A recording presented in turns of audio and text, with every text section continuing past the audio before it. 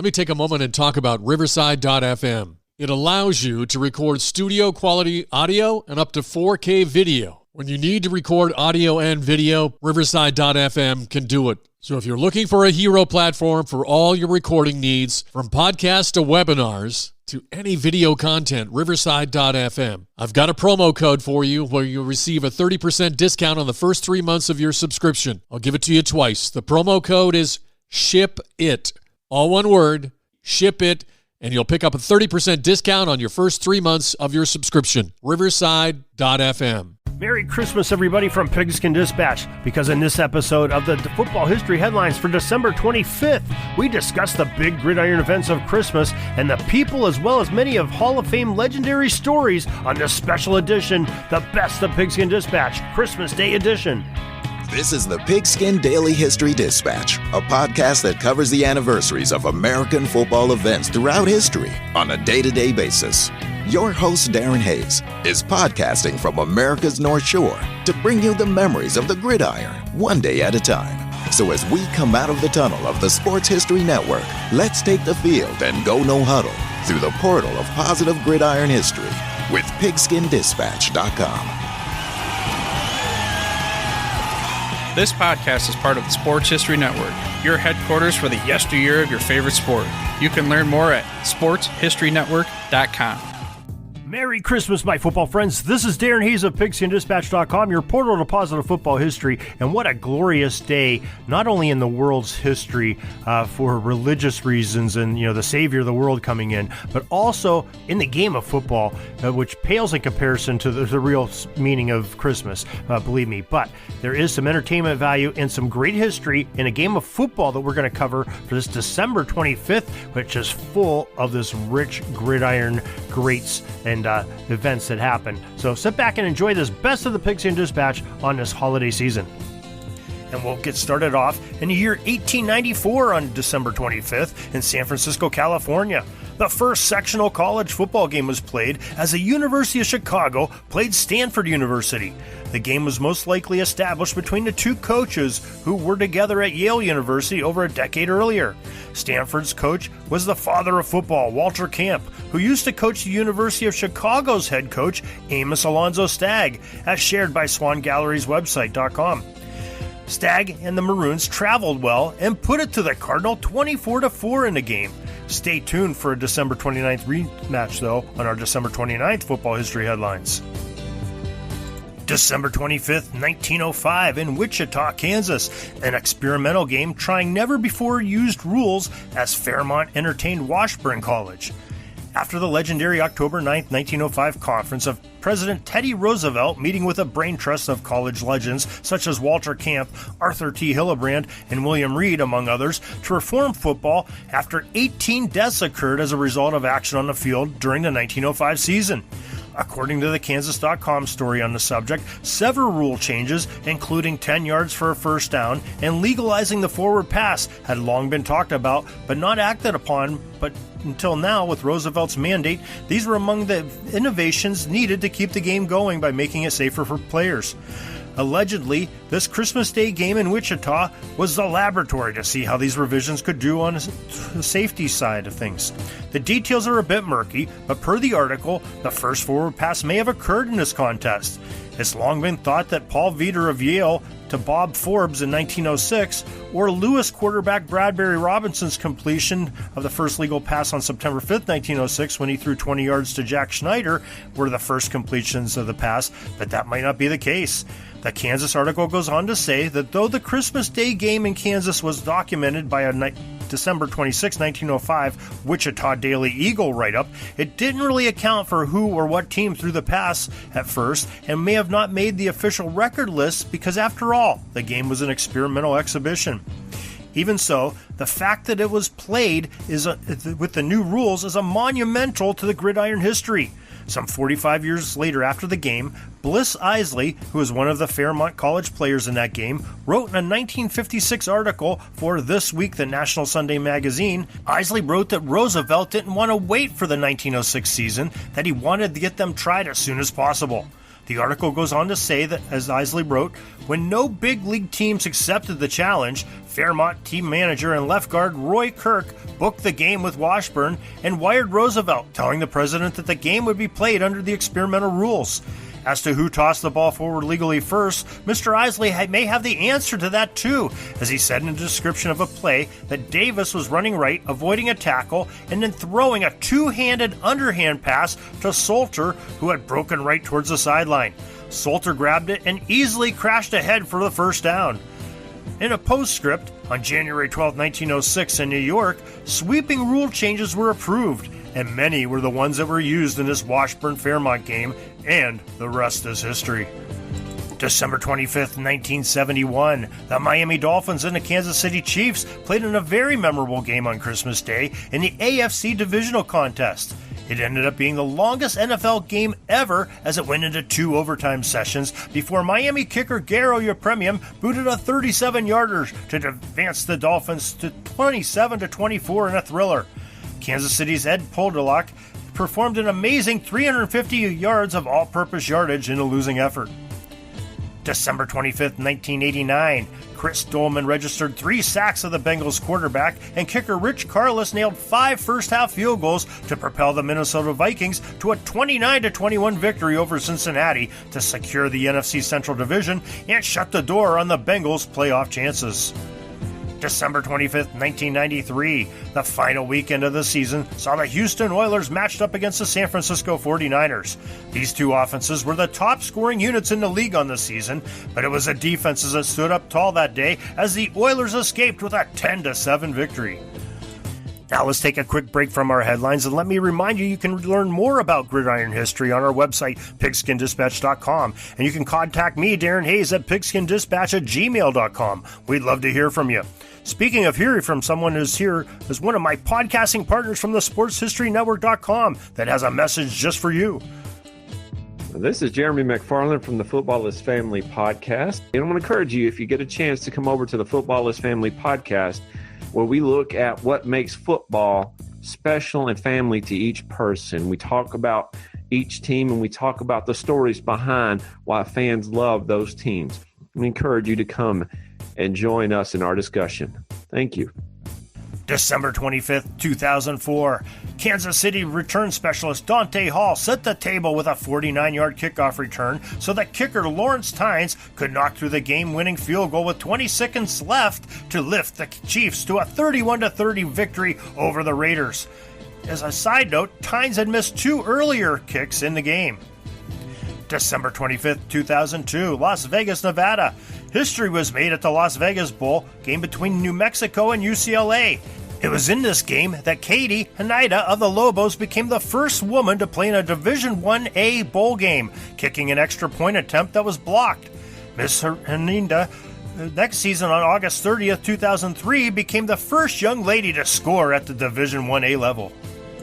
December 25th, 2006, the New York Jets win 13-10 over the Miami Dolphins in a torrential rainstorm. Fourth quarter touchdowns by both teams during a break in the weather provided most of the scoring, and a 30-yard field goal by kicker Mike Nugent with 10 ticks of the clock remaining sealed the win for the Jets, as told by an article by the Pro Football Hall of Fame website. December 25th, 2010. According to the Pro Football HOF website, Arizona Cardinals defensive playmakers Dominic Rodgers-Cromartie and Greg Toller each had a pick six to lead the Cards to a 27-26 victory over those Dallas Cowboys. December 25th, 2011. Green Bay's Aaron Rodgers tosses 5 touchdown passes to prevent the Chicago Bears from earning a wild card spot in the playoffs in a Packers 35-21 victory per the Pro Football HOF story. December 25th, 2016. The AFC North game that would determine the winner of the division, as the Baltimore Ravens looked pretty good as they held a lead late in the fourth quarter over the Pittsburgh Steelers. But according to an archived Pro Football HOF story, the Steelers with Ben Roethlisberger and Antonio Brown were not done yet, as with seconds left, Brown caught a pass that the Ravens won, and it looked like he'd be short of the goal line as safety Eric Weddle and linebacker CJ Mosley were in contact with the receiver almost immediately. Somehow number 84 for the Steelers ducked and stretched to get the ball briefly across the stripe for the score to lift Pittsburgh to a 31-27 victory. We know that December 25th is dedicated to probably the biggest birth in human history, but we also have some lesser Football Hall of Fame birthdays that we talk about on this football podcast, and the first took place on December 25th, 1941 in Munster, Texas. Texas Tech's wide receiver David Parks was born. The National Football Foundation states that Parks was the first Red Raiders to reach the acclaim of the Associated Press All-America team, as he rewrote almost every Texas Tech receiving record in his collegiate career. Some of these items were a 98-yard pass play, 1,090 career receiving yards, and 80 career receptions. The College Football Hall of Fame welcomed David Parks into their membership in 2008. December 25th, 1943, in Houston, Texas, Howard Twilley, the great wide receiver from the University of Tulsa, celebrated his birth. FootballFoundation.org tells us how Twilley led the nation in 1964 and 1965 in receiving yardage, touchdowns, and the amount of catches he made. These numbers earned him All-America status for both seasons, as well as being voted as a runner-up in the Heisman voting in 1965. The NFF voters selected Howard Twilley to enter into the College Football Hall of Fame in 1992. December 25th, 1945, Foley, Alabama, the Crimson Tide's legendary quarterback Ken Stabler was born. Ken performed one of the most remarkable and memorable plays in Alabama football history when he did his famous run-in-the-mud play against Auburn in the 1967 Iron Bowl. The Snake, as he was called, was drafted by the Oakland Raiders in the second round of the 1968 NFL Draft, and he played 15 seasons in the league. Besides the Raiders, Ken spent time with the New Orleans Saints and the Houston Oilers rosters too. He is best known as the leader of the Silver and Black offenses, though, of the 1970s, including Super Bowl XI, where he and the Raiders took apart the Minnesota Vikings 32-14 on a timely passing by Stabler, who went 12 of 19 on a day with 180 yards to keep the Purple People Eaters defense on their heels. For his career, Stabler had a 661 winning percentage as a starter, throwing 194 touchdown passes for well over 27,000 career yards, and he even led his team to 5 straight conference championship games. The Pro Football Hall of Fame enshrined Ken Stabler in 2016. December 25th, 1946, Stowe, Ohio. Larry Zonka, the tough running back from Syracuse, was born. According to the NFF website, Zonka claimed he never lifted traditional gym weights to get in shape, but he garnered his physical fitness by working on the family farm in Stowe. Zonk was in top 20 of the nation's leading rushers in 3 straight seasons from 1965 through the 1967, and in 67 he earned the unanimous All-America status. In fact, Larry Zonka broke many orange records by great rushers like Jim Brown, Ernie Davis, Floyd Little, and Jim Nance. Larry pulverized defensive lines, registering 14 collegiate 100-yard games in his career with a 4.9 average carry. The College Football Hall of Fame welcomed hard-nosed runner Larry Zonka into their membership in 1989. In 11 NFL seasons, he had over 8,000 yards rushing and a 4.3-yard average per carry. Larry Zonka ran his way into the Pro Football Hall of Fame in 1987. After school, Larry was the first pick in the 1968 NFL Draft by the Miami Dolphins. He played in 5 Pro Bowls and was an MVP of Super Bowl VIII. He played a total of 12 seasons of professional football with the Miami Dolphins, the New York Giants in the NFL, and in 1975 with a stint with the WFL. We hope everybody has a great holiday season and that you join us tomorrow for the December 26th Football History Headlines when we discuss the Giants falling 3 weeks after winning a title to an independent team, the results of 3 NFL championship games that were played on this day, and a 4-time Super Bowl winning coach hangs it up the whistle. It's all in your tomorrow Pigskin Dispatch Football History Headlines. Peeking up at the clock, the time's running down. We're going to go into victory formation, take a knee, and let this baby run out. Thanks for joining us. We'll see you back tomorrow for the next podcast. We invite you to check out our website, pigskindispatch.com, not only to see the daily football history, but to experience positive football with our many articles on the good people of the game, as well as our own football comic strip, Cleat Marks Comics. Pigskindispatch.com is also on social media outlets, Facebook, Twitter, Instagram, and don't forget the Pigskin Dispatch YouTube channel to get all of your positive football news and history. Special thanks to the talents of Mike and Gene Monroe, as well as Jason Neff for letting us use their music during our podcast. This podcast is part of the Sports History Network, your headquarters for the yesteryear of your favorite sport. You can learn more at sportshistorynetwork.com.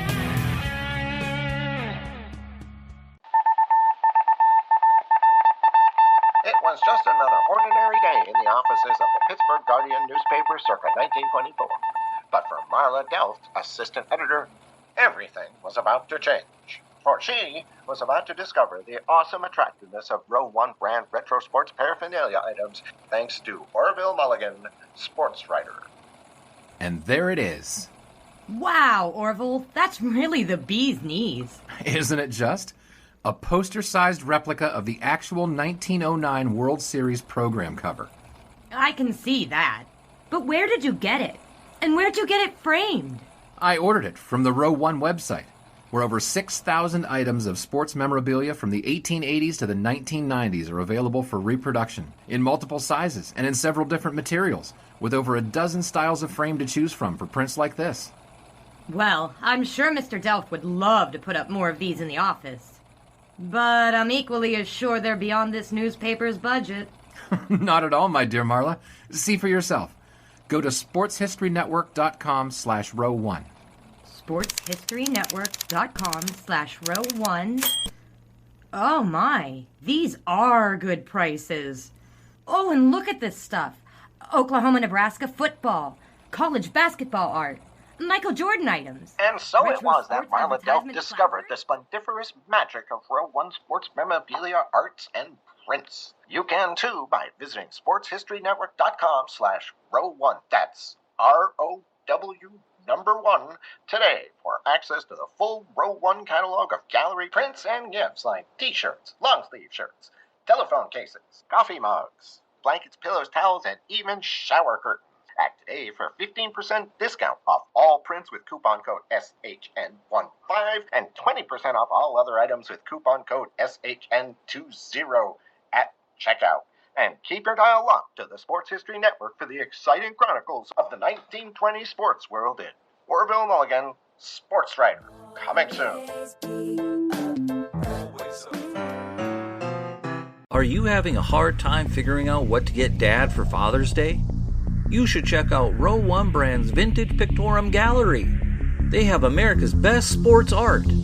With over 7,200 historic sports prints, you're assured to find something unique for Dad this Father's Day. Instead of a boring old tie, get him a historic baseball photo taken by Henry High Sandom at the historic Polo Grounds Stadium in New York City during the 1894 Temple Cup.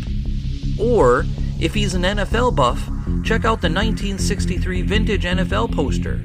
These are so good looking that you'll be amazed how they turn out. Shop now at sportshistorynetwork.com/row1 and save 15% off your order.